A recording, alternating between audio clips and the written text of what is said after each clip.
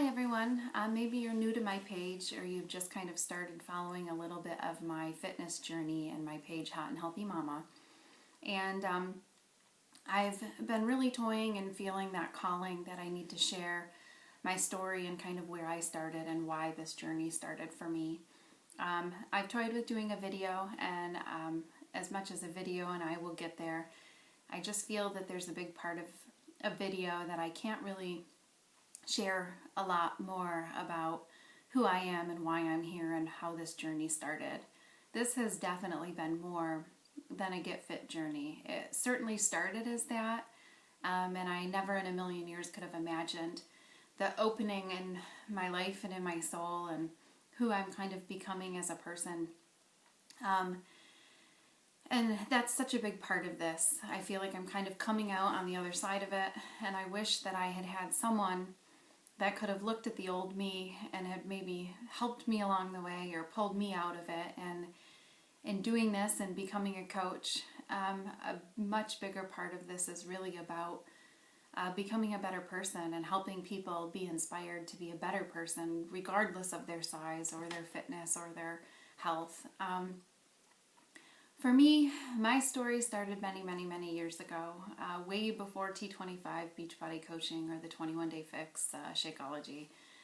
It started when I was a little girl, and I was sexually molested. It's not really something anyone talks about, and it's really not anything I ever like to talk about, so please bear with me. I'll try to muddle through this as best I can. It was a family member, someone that I trusted and I loved. And as many victims, you don't say anything, and I didn't. I never said anything. I buried my head in the sand for pretty much my whole childhood, and I never confided in anyone. And I know that that's very unfathomable for most people to understand, but if you're a victim or you know someone that is, you will understand that that's typically how it works. I didn't want to get this person in trouble. I felt like I knew it was wrong, and a part of me knew, but I just couldn't. I felt guilty. I worried what would happen to the family dynamic, and I didn't say anything. I had opportunity, and when the opportunity came along, I would just squish it down and bury my head in the sand and pretend like it had never happened. And I had a happy childhood. I have a wonderful family. I have great parents. But my life changed when I got to college. I have a younger sister that is almost 5 years younger than I am. And at that time, she was a teenager and just kind of getting into those rowdy teenage years with experimenting with a little bit of alcohol and staying out late with friends and the typical stuff. And she had come up to visit me at college, and we were sitting down for dinner. And I was worried. She had been spending a little bit of time with this individual. And I really felt like I needed to confide in her and to warn her. And I started to tell her, you know, this person just is not who you think he is. You need to be careful. And in that moment, my life changed. Because here I was getting ready to warn her. And her words to me were, "It's too late." I had spent my whole life sticking my head in the sand and pretending like it hadn't happened. And the one person I could have protected, my little sister, he didn't.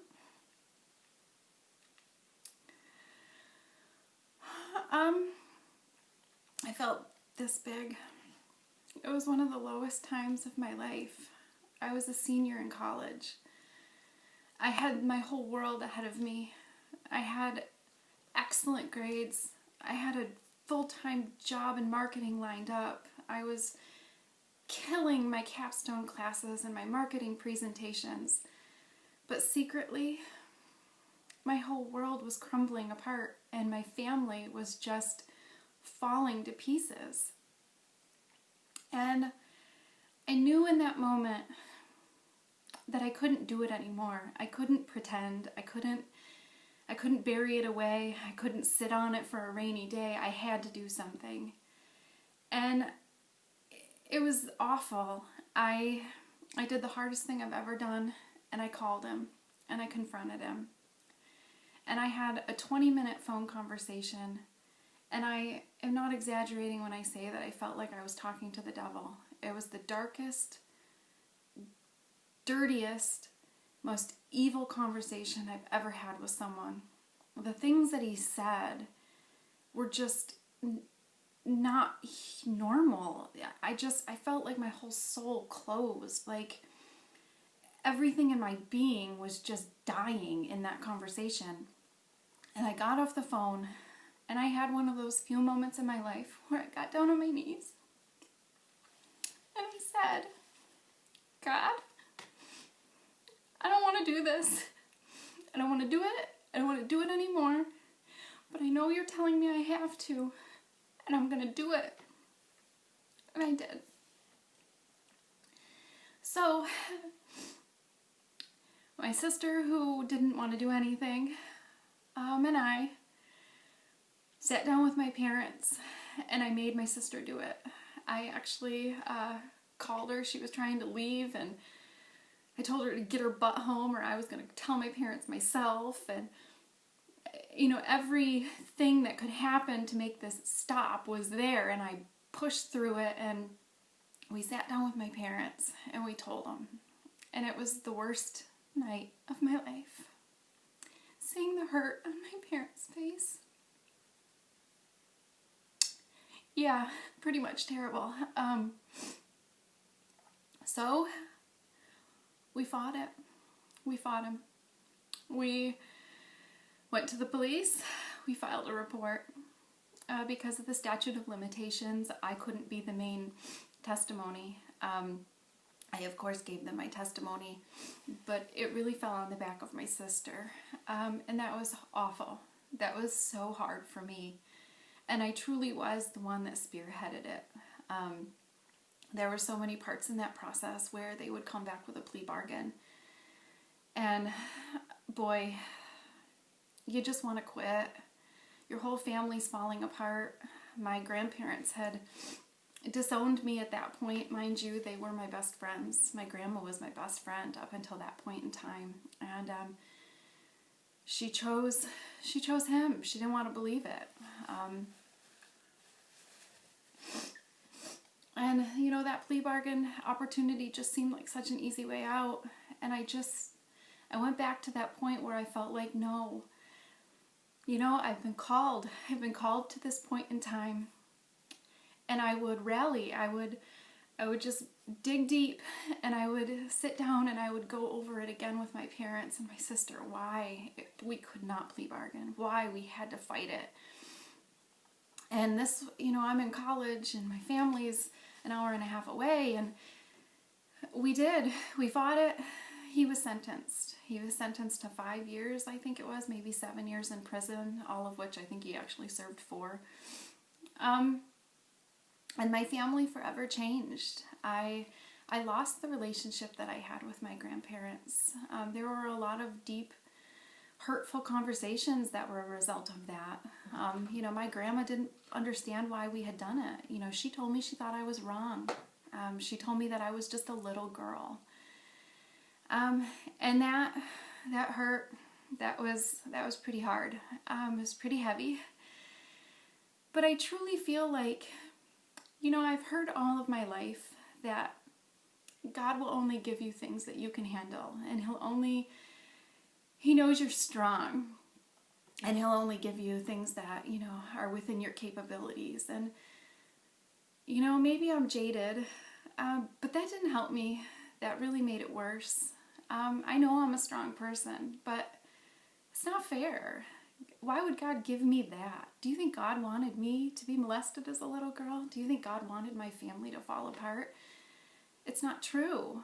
God doesn't give you things that you can handle. But I absolutely know in all of that point in time, God was right there beside me. And I knew what I needed to do. And I knew when I wanted to quit. He was there reminding me why I was there. And I had to believe. And I did. And, you know, 3 weeks ago, My grandma died. My grandma and I never reconciled. She never apologized to me. She never told me I was right or that she understood. She didn't really meet my children.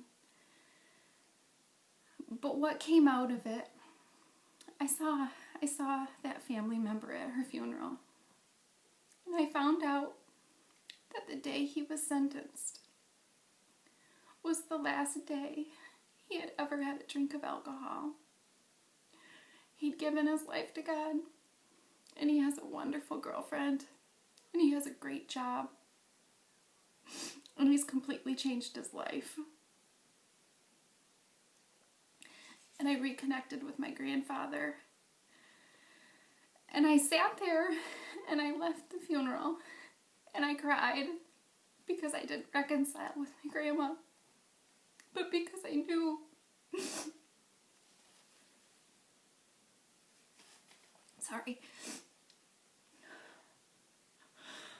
I knew that God had made it happen because I needed to stop it.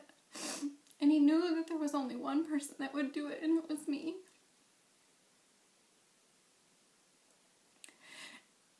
And I found out how much this family member's life had changed, and I bawled. Because I believed, and I believed in what I knew I needed to do, and I did it not because I wanted to, because I knew there was a big picture. And I knew that I hadn't saved my sister, and I hadn't been able to protect her. But I know that my little girl won't experience that. And I know that my niece won't experience that. And I pray to God that any other person that comes into contact with his life will never experience that again, because his life has changed. And it sucked. And it still sucks. But I feel like being on the end of it and seeing my path and knowing what I'm capable of and knowing that I was put there to be a catalyst to make someone's life better is huge. You know, I feel like I'm so on the other end now, and I look back at that struggle and I wondered how in the world I was ever going to get through it. And here I am today, and I feel like a totally different person. You know, I face so much.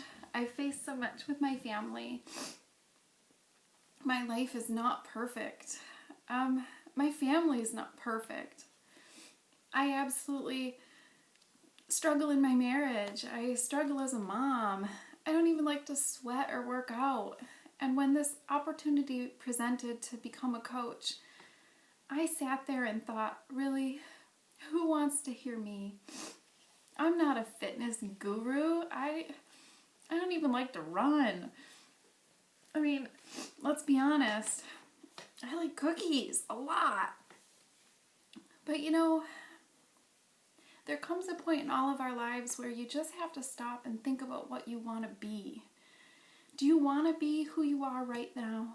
Are you happy being that same person for the rest of your life?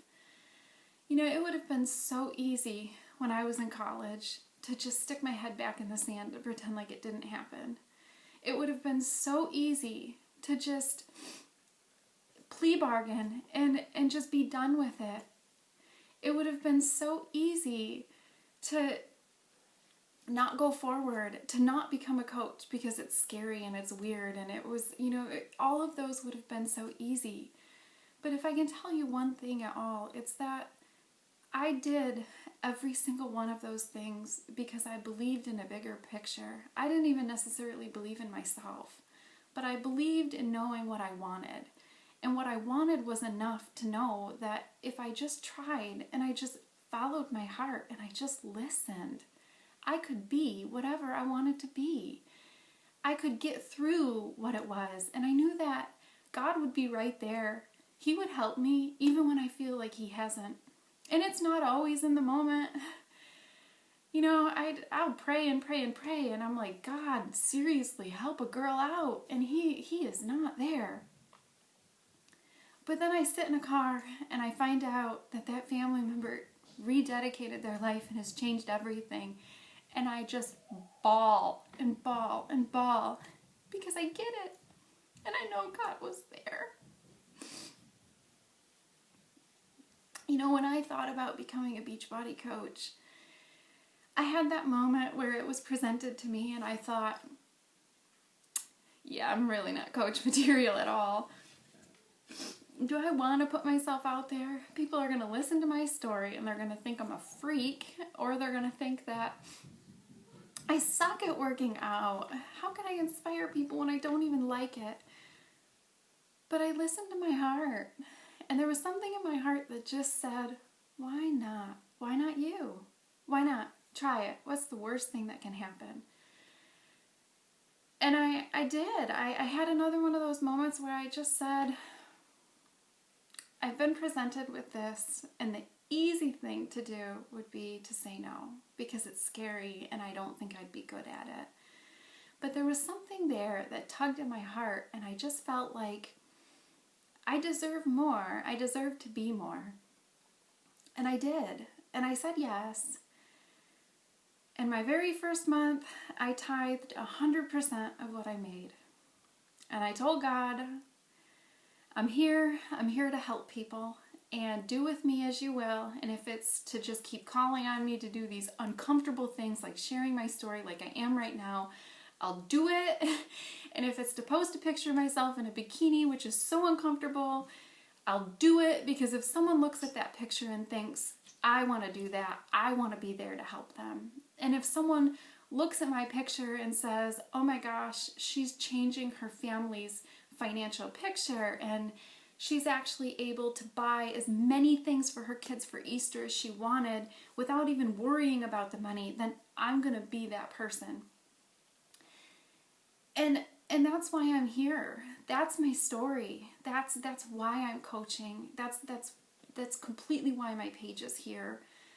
Because I feel like I have so much to share, and I feel like if there's a single person in this world that can do anything and that can suddenly get a body that can look halfway decent in a bikini, or a person who can feel like they're confident and has grown so much in my faith and in my family and in my struggles, it's me. You know, I feel like the cards have been stacked against me so many times, and I've looked at my life and I've thought, seriously, I am done.